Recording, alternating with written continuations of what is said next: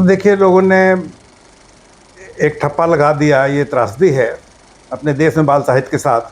तो आप बचपन से शरारती रहे या सामान्य गंभीर बालक? मेरी पूड़ियाँ बनती हैं, इसमें घी बहुत वेस्ट होता है। तो अगर पानी में पूड़ी तल दी जाए तो एक चमत्कार हो जाएगा। तो कहने लगे, कृष्ण बिहारी नूर को जानते हो? मैंने कहा नहीं। तो बोले, बहुत बड़े शायर हैं। अंतिम मूल्यांकन तो पाठक ही करता है, लेकिन हर रचनाकार में भी क्षमता होनी चाहिए कि अपनी रचना का स्वयं मूल्यांकन कर सके। आपने विवाह के पहले एक प्रेम पत्र लिखा था और उसका जवाब नहीं मिला, क्यों? अगर किसी से मुलाकात होती कि भाई ये लेखक हैं, तो दूसरा क्वेश्चन होता है कि करते क्या है। नमस्कार, मेरा नाम है द्वारिका और आप देख रहे हैं काव्योम। मैं प्रस्तुत हूं काव्योम के माध्यम से कला क्षेत्र के रचनाशील व्यक्तियों से बातचीत का कार्यक्रम आईना लेकर। काव्योम की आईना श्रृंखला के अंतर्गत आज हमारे साथ बातचीत करने के लिए उपस्थित हैं लखनऊ के सुप्रसिद्ध साहित्यकार संजीव जायसवाल संजय जी। आपका स्वागत है सर। नमस्कार, बहुत बहुत धन्यवाद। हमें समय देने के लिए शुक्रिया सर। प्रश्नों की श्रृंखला शुरू करें उससे पहले एक आपसे ये प्रश्न है जी कि आपको लोग बाल साहित्यकार के तौर पर ज्यादा जानते हैं क्योंकि आपने बच्चों से जुड़ा हुआ साहित्य ज्यादा रचा है। तो आपको क्या लगता है, लेकिन आपने फिर बाद में व्यंग रचनाएं भी आपकी हुई, बाकी कहानियां आपने लिखी, तो आपको क्या लगता है कि ये बाल साहित्यकार का जो ये पहचान है वो आपकी पूरी पहचान है या इसके अतिरिक्त भी संजीव जी कुछ हैं? अब देखिए, लोगों ने एक ठप्पा लगा दिया, ये त्रासदी है अपने देश में बाल साहित्य के साथ। मैं प्रौढ़ साहित्य और बाल साहित्य दोनों बराबर लिखता रहा हूँ।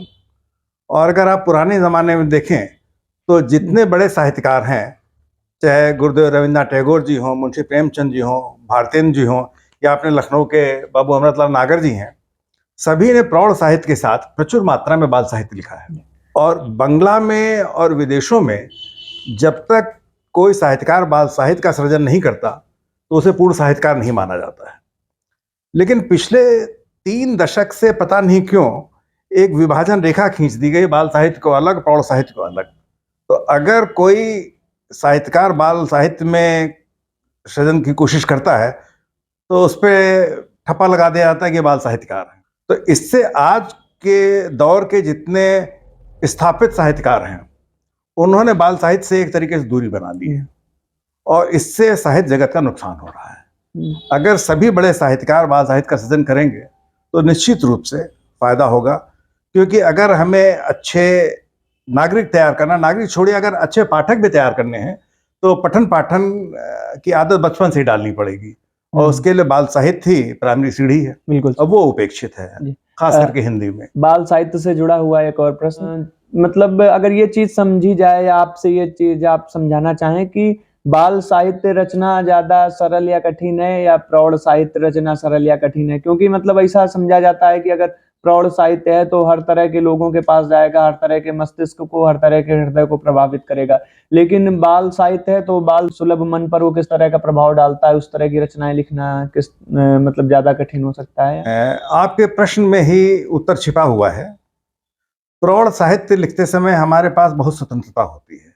कोई भी विषय उठा सकते हैं, किसी भी शैली में लिख सकते हैं, कितना भी विस्तार कर सकते हैं।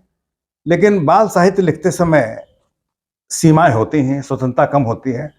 हमें ध्यान रखना पड़ता है कि जो भी हम लिख रहे हैं, जो भी प्रस्तुत कर रहे हैं, उसका बच्चों के मनोमस्तिष्क पे बुरा प्रभाव न पड़े। क्योंकि अगर हम बाल कहानियां लिखते हैं तो ज़्यादातर में बुराई पे अच्छाई की जीत ही दिखाई जाती है, पाप पे पुण्य की विजय है। चाहे पुराने ज़माने में परियों की कहानी हो, वो मुसीबत में फंसे बच्चे की मदद करती थी, राक्षस कहानियां होती थी। जी। तो थोड़ा सा बुराई की चित्रण किया जाता है, उसके बाद अच्छाई की विजय दिखाई जाती है। तो वहां बहुत सावधानी की जरूरत है कि जो नकारात्मक चरित्र लिखे जा रहे हैं उसका कोई कुप्रभाव न पड़े।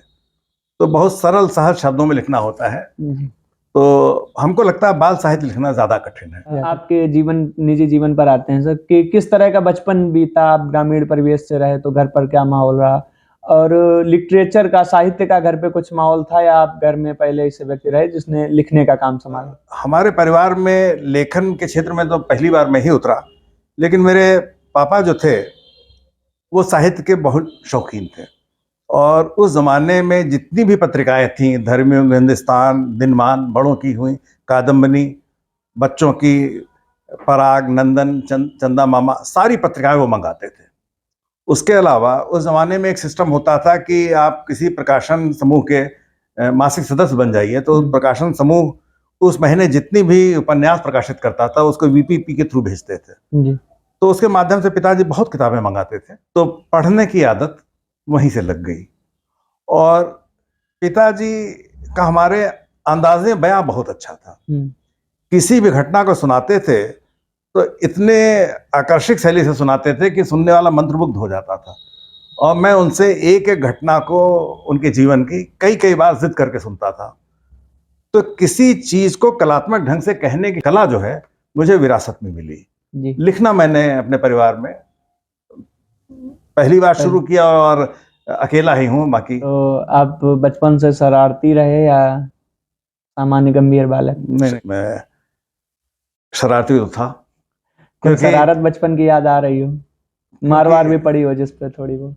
हाँ, मार भी पड़ी। और एक मजेदार घटना बताता हूँ जी। कि आपने भी पढ़ा होगा, सबने पढ़ा कि वो न्यूटन साहब बगीचे में बैठे थे और सेब गिरा तो उनको ज्ञान प्राप्त हो गया। आर्किमिडीज नहा रहे थे तो उनको यूरेका यूरेका करके दौड़ लिए। तो मैं भी सोचता था कि कोई ऐसी आसान चीज मिल जाए और आविष्कार कर दूं तो मैं भी बड़ा वैज्ञानिक बन जाऊं। तो मैंने बहुत दिमाग लगाया तो मेरी समझ में आया कि ये पूड़ियाँ बनती हैं, इसमें घी बहुत वेस्ट होता है।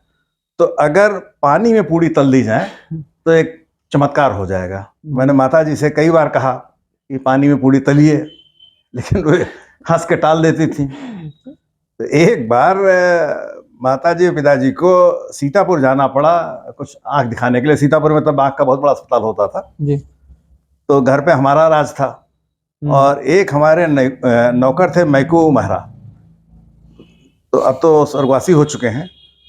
तो उनका भी दिमाग हमारे ही लेवल का था।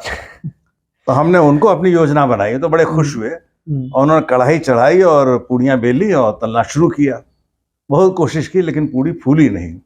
अगर पूड़ी फूल जाती तो शायद हम लोग बहुत बड़े वैज्ञानिक बन गए होते, शायद नोबेल पुरस्कार वगैरह मिल गया मिलता। और रही पिटाई की बात आपने पूछी, जी। तो उस जमाने में तो मार खाना एक आम बात होती थी। और पिताजी की ओर से सुप्रीम भेंट रही पिता थी का बच्चों को। अधिकार होता था। तो मैं 11th में पहुंच गया था एक बार। तब एक बार पिताजी ने पिटाई की थी और पिटाई करते जा रहे तो ये भी कहते जा रहे थे कि इंटर में पहुंच गया, मार खा रहा, शर्म नहीं आती। वही आखिरी पिटाई थी, उसके बाद नहीं हुई। पहली रचना आपको याद है कि मतलब किस तरह फूटी? क्या वो अवसर था कि लगा कि चलो लिखते हैं और कुछ लिख दिया? असल में ये बता पाना तो बड़ा मुश्किल होता है कि किस चीज ने, कोई अकस्मात को बटन नहीं दबता जिसने लिखना शुरू कर दें। जिस बात ने हमें प्रेरित किया और उसको एक संस्मरण भी आप कह सकते हैं। हमारे लखीमपुर में एक शायर होते हैं कदीर लखीमपुरी साहब, तो वो एक कदीर पुस्तकालय भी चलाते हैं। तो उस जमाने में उसका मंथली सदस्य बनना होता था। शायद हमको याद पड़ता है तब करीब 50 साल पहले की बात है, 45-50 साल पहले की। 3 रुपए महीने वो लेते थे और उसमें 2 उपन्यास डेली आप पढ़ सकते थे। तो मैं गया मेंबर बनने, तो मेरा नाम पूछा, पिताजी का नाम पूछा, तो मैंने बताया श्री कृष्ण बिहारी लाल जायसवाल। तो कहने लगे कृष्ण बिहारी नूर को जानते हो? मैंने कहा नहीं। तो बोले बहुत बड़े शायर हैं और तुम्हारे पिताजी का नाम उनसे मिलता है, तो चलो तो मैं तुमको सदस्यता शुल्क में छूट देता हूँ, तुम 1/3 देना, 3 रुपए के बजाय 1 रुपए देना। तो मुझको लगा कि भाई ये शायर लोग और साहित्यकार लोग बहुत बड़े आदमी होते हैं, इनके नाम से ही छूट मिल जाती है, तो हमें भी आगे चल के साहित्यकार बनना चाहिए। तो वो जीवन का एक मोड़ था जहाँ पे कहीं अंतर मन में ये बात बैठ गई कि हमें साहित्य के क्षेत्र में कदम रखना है। आपने लेख लिखे, कहानियां लिखी, उपन्यास लिखा, व्यंग्य लिखा, यानी आप गद्य परंपरा के लेखक रहे हैं। जी जी जी। तो शुरुआत से ही गद्य लिखते रहे या कि जैसे हर साहित्यकार या हर लिखने वाला सबसे पहले तुकबंदी करता है, कविता लिखता है, आपने भी वही की? हाँ, मैंने भी यही किया। एक कविता लिखी थी और उसको धर्मयुग में भेजा था। धर्मवीर भारती हाँ, संपादक। धर्मवीर भारती साहब थे संपादक थे, बड़े यशस्वी और उस समय की सबसे लोकप्रिय पत्रिका थी। तो वो कुछ ही दिन में धन्यवाद वापस आ गई थी। उसके बाद एक दो बार और कोशिश की, लेकिन कोई भी अपनी लिखी कविता मुझको पसंद नहीं आई, स्वयं को नहीं पसंद। स्वयं को पसंद नहीं आई। तो मैं समझता हूं कि किसी भी रचना का अंतिम मूल्यांकन तो पाठक ही करता है, लेकिन हर रचनाकार में भी क्षमता होनी चाहिए कि अपनी रचना का स्वयं मूल्यांकन कर सके। अगर आप अपना मूल्यांकन नहीं कर सकते तो आगे नहीं बढ़ पाएंगे। जी। तो मैंने मूल्यांकन किया तो हमें लगा कि नहीं, मेरी प्रतिभा नहीं है कविता के क्षेत्र में। तो फिर मैं गद्य की ओर मुड़ा और माँ सरस्वती का आशीर्वाद है, आप लोगों का प्यार है, गद्य के क्षेत्र में काफी काम हो गया। कविता के मामले में मुझको कह सकते हैं शून्य हूँ, एक भी कविता कहीं भी प्रकाशित नहीं हुई। सर ने कहा कि काफी काम हो गया गद्य पे, लगभग 1000 से ज्यादा आपकी कहानियां और लेख प्रकाशित हो चुके हैं, 50 से अधिक आपकी पुस्तकें हैं। जी। और शायद बहुत कम साहित्यकारों को ये सौभाग्य मिला है कि इतनी ज्यादा भाषाओं में उनको अनुदित किया गया हो। आपकी पुस्तकों का अनुवाद अन्य भाषाओं में भी बहुत हुआ है। तो इतना सब लिखने के बाद, इतना, और अभी आप बराबर निरंतर सृजनशील हैं, लिख ही रहे हैं, तो संतुष्टि का भाव मिलता है कि हाँ मतलब पर्याप्त लिख लिया या अभी और लिखते जाना है? देखिए, खुशी मिलनी चाहिए, असंतुष्ट भी नहीं होना चाहिए, लेकिन पूर्ण संतुष्टि का अनुभव नहीं करना चाहिए। जिस दिन आपने पूर्ण संतुष्टि प्राप्त कर ली, उस दिन फिर सृजन की अभिलाषा समाप्त हो जाएगी। तो अंतर मन में कहीं न कहीं ये प्यास बनी रहनी चाहिए कि अभी हमें जो हम कर चुके हैं इससे आगे जाना है, इससे अच्छा सृजन करना है, और निरंतरता बनाई रहनी चाहिए, तभी गतिशीलता बनी रहेगी। आप जीवन में रेलवे में कार्यरत रहे, एक ऐसी नौकरी जिसमें अन्य चीजों के लिए समय कम मिलता है, फिर भी आपने इतना ज्यादा सृजन कर लिया, तो किस तरह से समय निकाला आपने लिखने के लिए, या बस हाँ, ऑफिस से आए, बैठे और लिखना शुरू? ये प्रश्न अक्सर पूछा जाता है हमसे, और हमारी जिंदगी बहुत व्यस्त रही है। मैं आर्टिसों में निदेशक के पद से रिटायर हुआ हूँ। तो देखिए, मैं समझता हूँ कि अगर एक शराबी शराब पीने के लिए समय निकाल सकता है अपने व्यसन के लिए, तो मैं अपने शौक के लिए क्यों नहीं निकाल सकता? तो एक मंत्र मैंने अपने जीवन में अडॉप्ट किया, उसको मैं PPD कहता हूँ, पंक्चुअलिटी, प्लानिंग एंड डेडिकेशन। अगर आप पंक्चुअल हैं और अपनी चीज़ों को प्लानिंग करके चलते हैं और समर्पण की भावना है, तो हर कार्य के लिए समय निकल जाएगा। मेरे कार्यालय में 5 डेज वीक होता था, तो इसकी वजह से काफ़ी अवसर मिल जाता था। तो अगर शनिवार और रविवार को कार्यालय में कोई काम नहीं है, तो मैं फिर उसका भरपूर सदुपयोग करता था कि 5 घंटे 6 घंटे ज़रूर लिखूं। और लिखने के साथ पढ़ना। और इसके अलावा कोशिश रहती थी कि सुबह 7 बजे से 8 बजे तक 1 घंटे लेखन का समय निकालूं। तो चूंकि मैंने टाइम फिक्स कर रखा था, तो जैसे निश्चित समय पे आपको भूख प्यास लगती है, ऐसे ही निश्चित समय पे लेखन की प्यास, विचार उतरने लगते हैं, तो चीजें आसान हो जाती हैं। आपने विवाह के पहले एक प्रेम पत्र लिखा था और उसका जवाब नहीं मिला, क्यों? तो ये किसने बताया आपको? सही बात है। हाँ, हमारी है तो अरेंज मैरिज, लेकिन मैंने एक पत्र भी लिखा, तो हैंड राइटिंग बहुत खराब थी। चिट्ठी लिखी तो श्रीमती जी को बड़ा अजीब सा लगा कि पता नहीं लड़के को लिखना पढ़ना आता है कि नहीं आता है। बताया गया रेलवे में काम करता है। रेलवे में अगर गवर्नमेंट जॉब में ना होता तो शायद मुश्किल हो जाती। तो शायद जवाब नहीं मिला उसका, लेकिन वो पत्र सुरक्षित रखा हुआ उनके पास। ये बड़ी चीज है। कोई भी साहित्य रचने वाला है, उसके लिए साहित्य में ही कुछ लोग होते हैं जो उनके लिए रोल मॉडल का काम करते हैं, जो जिनसे हम सीखते हैं और हम चाहते हैं कि मिनी की तरह उनके पथ का अनुसरण कर सकें। तो आपके जीवन में भी ऐसा कुछ रहा हो? बचपन से मेरे आदर्श मुंशी प्रेमचंद जी रहे हैं, और उनकी रचनाएं लोकप्रिय तो हैं ही हैं, लेकिन जो मुझको सबसे बड़ी विशेषता नजर आई उनकी कहानियों में, वो शायद किसी दूसरे लेखक में नहीं। वो ये कि जब मैं प्राइमरी में था या जूनियर हाई स्कूल में था, ग्रेजुएशन में था, सर्विस में आया, या आज हर युग में उनकी कहानी या कोई उपन्यास पढ़ता हूं तो उतना ही आनंद आता है जितना बचपन में आता था। यानी प्रेमचंद जी हर वर्ग के कथाकार हैं। और दूसरा, उन्होंने कभी भी कठिन शब्दों का, जिसको क्लिष्ट शब्द कहते हैं, उसका प्रयोग नहीं किया, अपना पांडित्य दिखाने की कोशिश नहीं की। इसी वजह से सरल और सरल सहज भाषा में लिखते थे। इसी वजह से वो पाठकों के साथ एक संवाद स्थापित कर लेते थे। तो मेरे वही आदर्श हैं। दूसरा, मैंने राजस्थान के एक बहुत ही लोकप्रिय रचनाकार हुए हैं, अभी 2-3 वर्ष पहले उनका स्वर्गवास हुआ है, श्री विजयदान देथा जी। मैंने उनसे बहुत सीखा है और मैं हर रचनाकार को सलाह देता हूँ हर मंच पे कि अगर शैली विकसित करनी है तो विजयदान देथा जी को पढ़िए। उनकी कई आप कहानियां उपन्यास पढ़ेंगे जिसमें इतने छोटे छोटे वाक्य हैं, एक एक दो दो शब्दों के वाक्य, लेकिन वो एक दो शब्दों के वाक्य पूरा अर्थ जो है वो प्रतिध्वनित करते हैं। तो कम शब्दों में अपनी बात कैसे कही जाए, इस कला को विकसित करना है तो विजयदान देथा जी को पढ़िए। तो इन दो लोगों से मैंने बहुत सीखा। आजकल नई पीढ़ी पर ये आरोप लगते हैं कि ये पीढ़ी पढ़ना लिखना छोड़ रही है। पढ़ना तो छोड़ रही है, सोशल मीडिया पे लिखने की तो बाढ़ आई हुई है, किसी भी तरह की चीजें लिखी जा रही हैं। ये दो प्रश्न हो सकते हैं, एक तो ये कि आप इस चीज को किस तरह से देखते हैं कि नई पीढ़ी वाकई में पढ़ना छोड़ रही है, और दूसरी चीज ये कि सोशल मीडिया से जो लेखकों की बाढ़ आई है, तो इसमें आपको क्या लगता है कि ये एक वरदान है या अभिशाप? बड़ा महत्वपूर्ण प्रश्न पूछा आपने, और हर मंच पे आरोप लगाया जाता है कि आज की पीढ़ी पढ़ना छोड़ रही है। हो सकता है सही हो, लेकिन मैं पूरी तरीके से सहमत नहीं कर पाता हूं अपने आप को।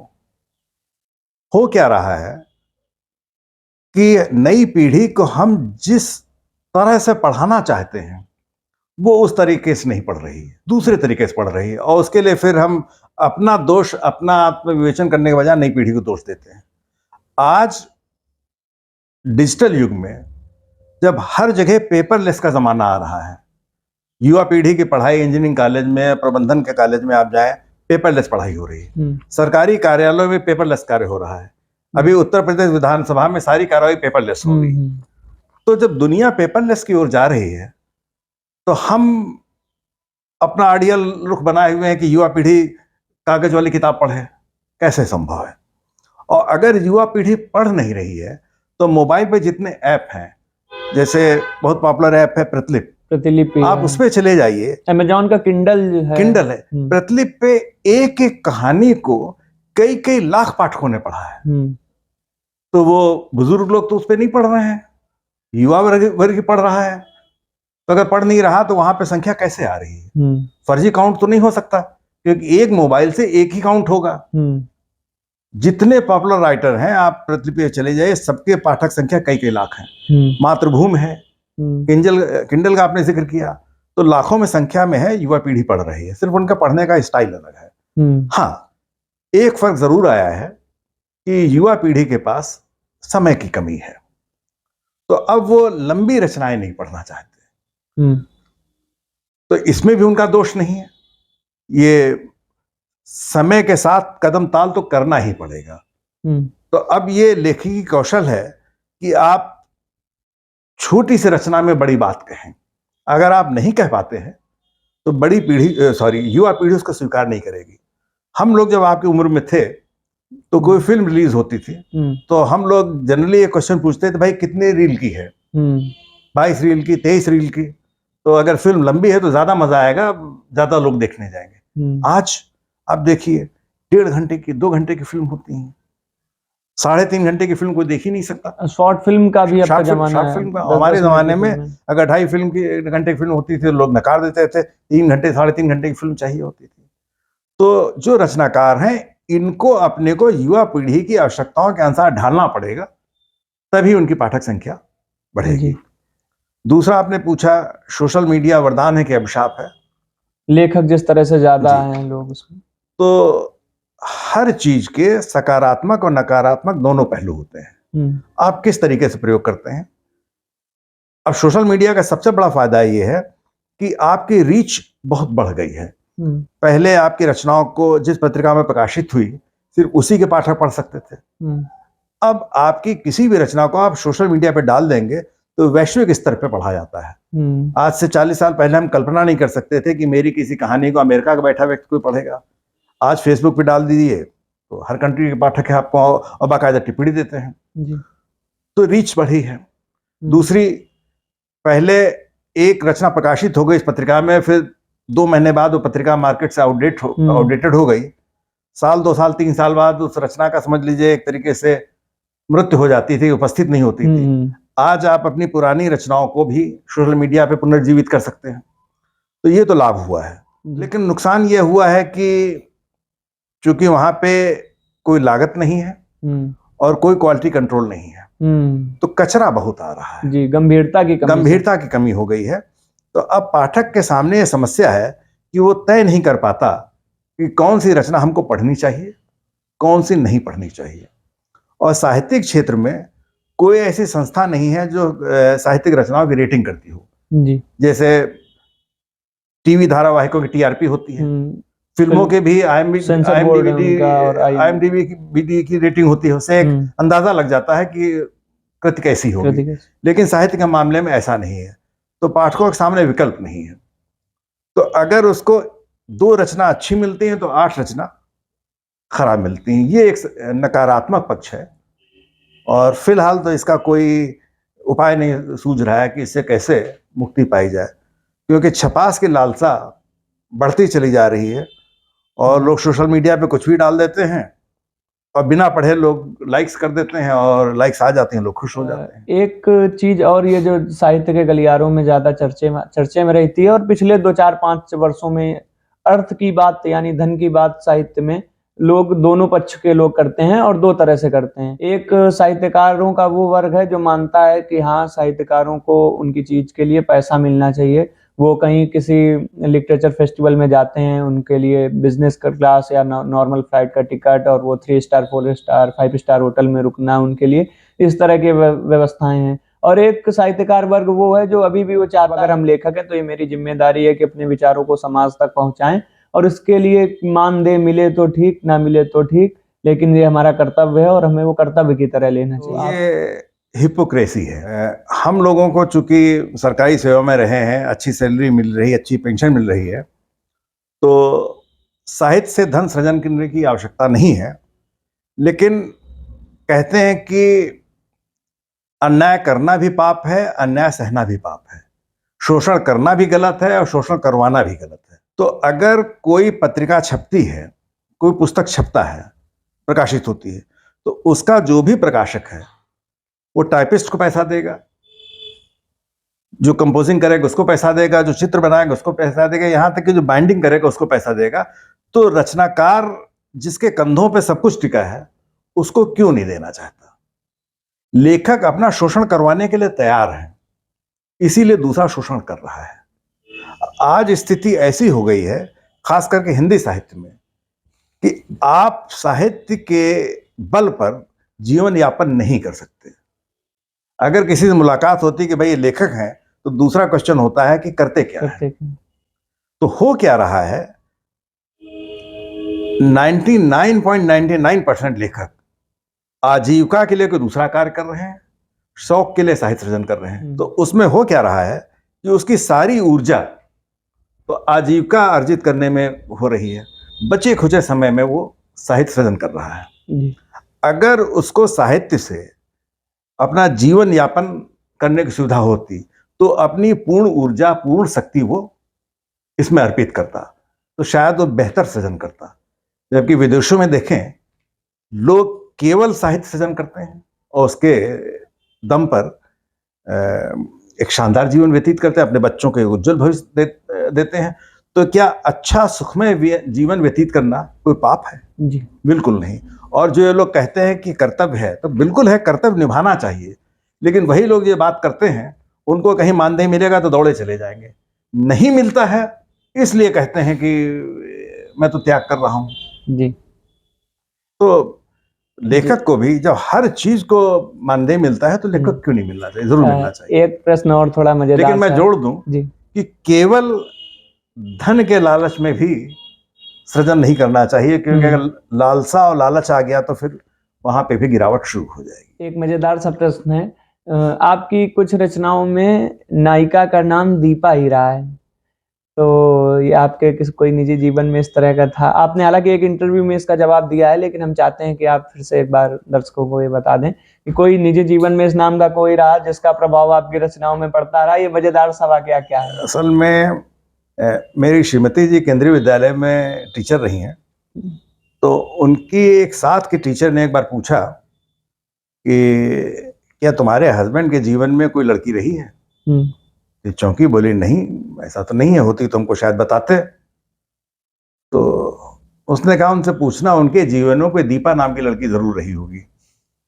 मैंने पूछा ऐसा क्यों? तो कहने लगे उनकी जितनी नायिका प्रधान कहानियां हैं उसमें सभी में नायिका का नाम दीपा है। तो वाइफ ने हमसे पूछा, तो उस दिन मैं पहली बार चौंका और मैंने जब विश्लेषण किया तो ध्यान दिया कि मेरी जितनी अच्छी कहानियां हैं सब में नायिका का नाम दीपा। और मेरे विद्यार्थी जीवन में, मेरे कार्यालय में, मेरे सामाजिक जीवन में कहीं पे भी दीपा नाम की कोई लड़की नहीं है। और जिस टीचर ने प्रश्न पूछा था ये, उनका नाम भी दीपा ही था। तो फिर मैंने उनको जवाब दिया लिखित रूप से कि वही जैसे सलीम जावेद साहब थे, उनकी अमिताभ बच्चन की जितनी फिल्में होती थी तो उसमें अमिताभ बच्चन साहब का नाम विजय होता था। और शोले में अगर विजय नहीं था तो जय था। तो शायद बच्चन साहब की, सलीम जावेद साहब की विजय के साथ कोई ट्यूनिंग थी कि विजय नाम रखने से उनको चीजें आसान हो जाती थी। तो शायद अंतर्मन में कुछ, अब इन कुछ प्रश्न होते हैं जहाँ पे दैवी शक्तियों पे विश्वास करना पड़ता है। तो शायद दीपा से मेरी कोई ट्यूनिंग है कि जो मैं चाहता हूँ वो करती है। उसके बाद कई वर्षों तक मैंने सावधानी बरती कि अपने नायिका का नाम दीपा ना रखूं। तो कोई अच्छी प्रेम कहानी मैं नहीं लिख पाया। उसके बाद फिर 2-3 कहानियां चर्चित हुई तो एक दिन फिर मैंने देखा कि अरे इसमें फिर नायिका दीपा है। तो ऐसा क्यों होता है इसका मेरे पास कोई जवाब नहीं है, लेकिन है बड़ा विचित्र। निजी जीवन में कोई नहीं रहा लेकिन वो साहित्य में बराबर है। मतलब दूर दूर तक किसी भी दीपा से कोई परिचय नहीं है। संजीव जायसवाल जी को लखीमपुर खीरी की मिट्टी ने ज्यादा लेखक बनाया या लखनऊ की मिट्टी ने? अब मैं जहाँ का रहने वाला हूँ लखीमपुर खीरी, उसमें एक कस्बा धौरारा, वहाँ मेरा जन्म स्थान है। तो वहाँ पे गोस्वामी तुलसीदास जी रहे हैं काफी दिन, और वहाँ पे उन्होंने रामचरितमानस के कुछ अध्याय लिखे हैं। तो मैं समझता हूँ उन्हीं का आशीर्वाद है कि हमारे जन्मस्थली की मिट्टी में ही साहित्य है। तो शुरुआत तो लखीमपुर खीरी से ही की, उसके बाद फर्दर विकास जो है वो लखनऊ में हुआ। तो दोनों जगह का प्रभाव है। एक प्रश्न है सर कि आप अपने नाम में संजीव जायसवाल संजय लगाते हैं, तो संजीव और संजय ये दो नाम? दरअसल बचपन में मेरा नाम संजय था। फिर जब हम लोग हॉस्टल में आए तो मैं और हमारे बड़े भाई दोनों सहपाठी थे। उनका नाम राजीव था तो फिर उन्हीं के समतुल्य मेरा नाम संजीव रख दिया गया। तो मेरे होम टाउन के लोग मुझे संजय के नाम से जानते थे, ऑफिशियल नेम संजीव हो गया। तो जब मैंने लिखना शुरू किया तो मैंने सोचा संजीव के नाम से लिखूंगा तो मेरे अपने क्षेत्र के लोग तो मुझको पहचान नहीं पाएंगे। तो फिर मैंने संजय नाम जोड़ दिया और संजीव जायसवाल संजय के नाम से लिखना शुरू किया। एक बार सिलसिला शुरू हो गया तो पहचान बन गई। तो एक प्रश्न सर ये था आपसे कि आपकी कुछ कहानियों को पढ़ा तो एक चीज देखने को मिली कि आपकी कहानी में जहाँ प्राचीनता मिलेगी, जहाँ शास्त्रीय संगीत की बात हो रही है कहानियों में, और वहीं साथ साथ नवीनता भी मिलती है, और दोनों का समन्वय आप अंत में दिखाने का प्रयास करते हैं कि प्राचीनता में नवीनता को लेके किस तरह से समन्वय करके आप अपनी कहानी रचते हैं। तो ये किस तरह से आता है, ये कोऑर्डिनेशन आप किस तरह से बैठा पाते हैं? इसी से जुड़ा हुआ एक और प्रश्न कि आपकी कुछ कहानियों में नृत्य ज्यादा होता है, जैसे आपकी मिलन कहानी है उसमें भी वो नृत्य को लेके है, ऐसे एक दो कहानियां और भी हैं जिसमें इस तरह की चीजें मिलती हैं। तो आप थोड़ा डांस से कनेक्ट ही हैं कि वो बस अनायास लिखने में विचार आया? अपनी प्राचीन संस्कृति और विरासत को आगे बढ़ाना हम साहित्यकारों का दायित्व है जी। लेकिन अगर हम उसमें नवीनता का सामंजस्य स्थापित नहीं करेंगे तो युवा वर्ग, युवा पाठक जो है उससे जुड़ेगा नहीं। तो यही तो लेख की कौशल है कि आप प्राचीन संस्कृति विरासत को नवीन टेक्नोलॉजी के साथ जोड़ के प्रस्तुत करें, तभी वो रचना सामयिक होगी। और ये जो आप मिलन और दूसरी कहानी जो आप जिक्र कर रहे हैं, शायद उसका नाम अपराजिता का कर रहे हैं, तो नृत्य से मेरा ताल्लुक नहीं रहा, लेकिन हमने विद्यार्थी जीवन में अपने लखीमपुर में एक अद्भुत नृत्य देखा था। वहाँ सांस्कृतिक कार्यक्रम हुआ था और उसके साथ ही उस्ताद बिस्मिल्लाह खां का एक कार्यक्रम हुआ था उसी प्रोग्राम में। तो 2 घंटे शहनाई वादन के बाद लोगों ने उनको हूट कर दिया था। अच्छा। शायद क्लासिकल संगीत लोग समझ नहीं सके। ऐसे ही एक कथक नर्तक आए थे, उनको भी लोगों ने हूट कर दिया था। तो ये चीज बचपन से मेरे दिमाग में हथौड़े की तरह वार करती थी कि शास्त्रीय संगीत, शास्त्रीय नृत्य, कथक ये केवल सरकार द्वारा संरक्षित कार्यक्रमों में ही क्यों है, सामान्य जनजीवन में इनकी लोकप्रियता क्यों नहीं है। तो इस पे मैं बहुत दिनों से लिखना चाहता था। फिर जब कोरोना में लॉकडाउन लगा, घर से बाहर निकलना बंद हुआ, तो इस कहानी को लिखने के लिए मैंने 40 दिन तक लगातार शास्त्रीय नृत्य के, तबला वादन के, इन सब चीज़ों के सैकड़ों वीडियो देखे और 1-2 ऑनलाइन क्लासेस भी ज्वाइन किया और पहली बार सिनॉप्सिस बना के मैंने कहानी लिखी। लेकिन चूंकि ये विषय इतना गूढ़ था कि इसको अगर नवीन टेक्नोलॉजी के साथ हम न जोड़ते तो शायद इसको लोकप्रियता नहीं मिलती। तो आप इस कहानी को पढ़ेंगे तो पुरानी जो संगीत के घराने होते थे वहाँ से स्टार्ट करके आज के कंप्यूटर युग तक मैं इसको लेके आया हूँ, इसीलिए लोगों ने पसंद किया है और ये विदेशों में भी लोकप्रिय हुई कहानी। और कई देशों में जो प्रवासी भारतीय हैं उन्होंने इस कहानी की समीक्षा लिखी है और ये मेरे लिए बहुत बड़ा पुरस्कार है। एक प्रश्न सामान्यतः जो हम अपने हर मेहमान से पूछते हैं सर, आपके जीवन की 2 घटनाएं, एक तो वो घटना या वो एक चीज जो करने के बाद आपको संतोष मिला हो, संतुष्टि मिली हो, और एक कोई ऐसी चीज या कोई ऐसी घटना रही हो जिसके बाद एक मन में टीस हो कि काश ये कर पाता या काश ऐसा ना हुआ होता। आपके पास ऐसी कोई घटनाएं दो? दोनों को मिला जो उत्तर देता हूँ आपको। हमारे पापा की बहुत इच्छा थी कि मैं डॉक्टर या वैज्ञानिक बनूं और साइंस मेरी समझ में नहीं आती थी बिल्कुल, तो मैं विज्ञान नहीं पढ़ सका और मैंने कॉमर्स साइड से ग्रेजुएशन किया, फिर कंपटीशन के थ्रू नौकरी में आया। तो मन में बड़ा दुख रहता था कि मैं अपने पिताजी की अपेक्षाओं पे खरा नहीं उतर सका। फिर जब लिखना शुरू किया तो मैंने सोचा कि यही एक माध्यम है जिसके थ्रू मैं अपने पिता की इच्छाओं पूरा कर सकता हूँ। मैंने वैज्ञानिक कहानियां लिखना शुरू किया। तो इसके लिए साइंस जर्नल पढ़े और कोई विज्ञान के नए आविष्कार संबंधी समाचार निकलता था उसकी कटिंग रखनी शुरू की। तो एक हमने वैज्ञानिक कहानियों का संग्रह हमारा आया है, मानो फैक्स मशीन। उस पर हमको भारत सरकार का प्रतिष्ठित भारतीय हरिश्चंद्र पुरस्कार मिला। उसके बाद एक वैज्ञानिक उपन्यास मैंने लिखा, रेड सन का एलियन, जिसको चिल्ड्रन बुक ट्रस्ट ने अपने अखिल भारतीय प्रतियोगिता में प्रथम पुरस्कार दिया।